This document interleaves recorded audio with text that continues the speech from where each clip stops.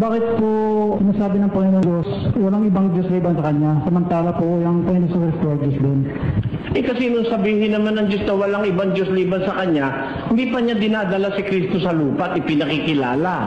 Sa panahong Israel, sinabi ng Diyos, ako ang Diyos, walang ibang Diyos liban sa akin. Wala akong nakikilalang iba. Pero pagdating ni Kristo, meron ka pa bang mababasa sa Bagong Tipan na gano'n? Na walang ibang Diyos liban sa akin, walang ibang Panginoon? Meron ba nun? Wala nun. Wala nun. Wala nun. Isaias 43:10 at 13, Israel, ikaw ang saksi ko. Hinirang kita upang maging lingkod ko, upang makilala mo ako at manalig ka sa akin. Walang ibang Diyos na una sa akin, ni meron pamang iba na darating.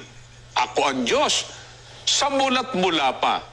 Ang nasa kamay ko'y hindi makukuha ng sino man at walang makahahadlang sa aking ginagawa.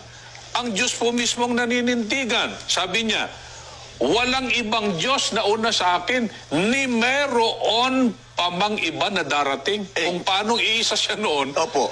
sa darating pang panahon, namamalaging iisa ang tunay na Diyos. Sa Biblia po ba, ipinaliwanag kapatid na Rene, kung anong katumbas ng sinabi ng Diyos na walang ibang Diyos na nauna sa Kanya? Pag binasa naman natin dito sa 44:6, dito sa salin ni Ginoong si Abriol, ganitong wika ng Panginoon, Hari ng Israel, na kanyang manunubos ang Panginoon ng mga hukbo. Ako ang kauna-unahan at ang kahuli-hulihan, at liban sa akin ay wala nang ibang Diyos. Saradong-sarado eh. Opo. Liban sa akin, wala nang ibang Diyos.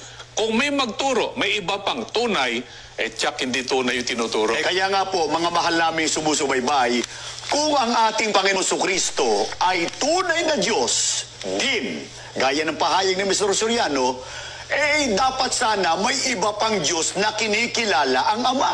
O kaya po, ang sinabi sana, kami walang nakikilalang iba. Nabasa raw po natin ay nasa Matandang Tipan o Old Testament.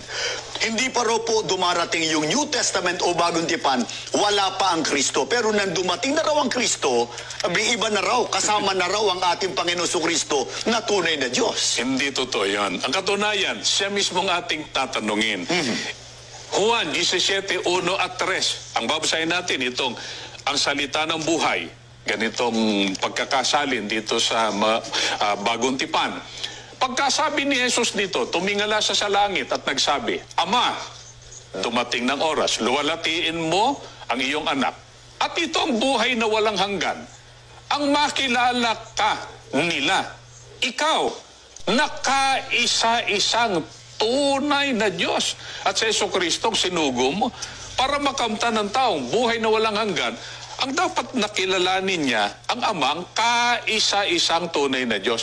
Kikilalanin si Kristo, hindi bilang Diyos din, kundi ayon na rin sa ating binasa, sinugo siya ng Ama. Kaya nga po, dito sa Iglesia ni Cristo, ginagamit po namin ang ganitong palatuntunan para ipahayag sa inyo at maakit namin kayo sa pananampalatayang nakabati sa Biblia na ang Ama ang kaisa-isang tunay na Diyos. At pagka ang isang nagpapakilalang naglilingkod daw sa Diyos at kay Kristo, pero ang paniniwala ay higit sa isa ang tunay na Diyos, yun po ba ay tunay na Kristiyano? Hindi tunay na Kristiyano, sapagkat ang tunay na Kristiyano, ang paninindigan, yung itinuro mismo ni Kristo. Opo. Siya lang ang Ama ang tinutukoy niya. Ang Ama lang ang tunay na Diyos. Kaya dagdagan po natin, ano pang talata sa Biblia ang nagpapatunay na iisa lamang ang tunay na Diyos nang magturo po si Apostol Pablo? Halimbawa, dito naman sa Roma 16:27, ang sabi niya,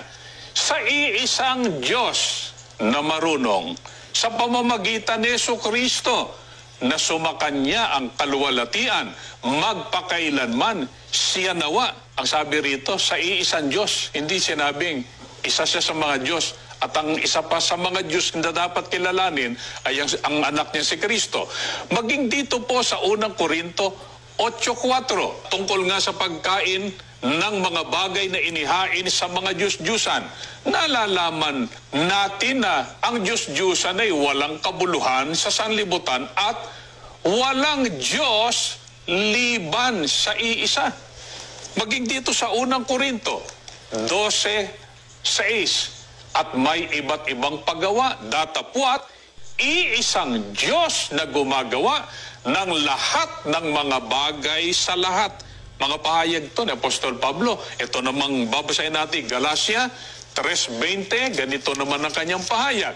Ngayon, ang isang tagapamagitan ay hindi tagapamagitan ng iisa. Datapwat, ang Diyos ay iisa. Paano naman po ipinakita ni Apostol Pablo ang napakalaking pagkakaiba ng Panginoong Kristo sa tunay na Diyos, Ama? Ganitong mababasa natin sa unang Timoteo 2:5. Pahayag ni Apostol Pablo, sapagkat may isang Diyos at may isang tagapamagitan sa Diyos at sa mga tao, ang taong si Kristo Jesus. May isang Diyos. Meron din namang isang tagapamagitan. Hindi Diyos ang tagapamagitan. Ang tagapamagitan ay niliwanag. Ang taong si Kristo Jesus. Hindi lang ipinakilalang tagapamagitan siya, ipinakilala maging ang kanyang likas na kalagayan. Taong tagapamagitan. Sa ibang talata po ng Biblia, paano po ipinakilala ng Biblia, halimbawa ni Apostol Pablo, ang isa pa sa katangian ng tunay na Diyos at hindi pasado ron si Mr. Soriano? Ang tunay na Diyos sumasa lahat.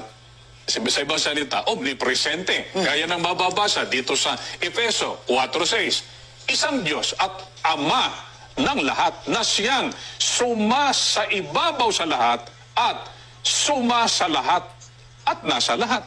Ganyan ang tunay na Diyos, kapatid na Michael. Kaya nga, iisa ang tunay na Diyos na ganyan ang taglay na katangian. At yan po ang ating kinikilala at sinasampalatayanan na katangian po ng tunay na Diyos.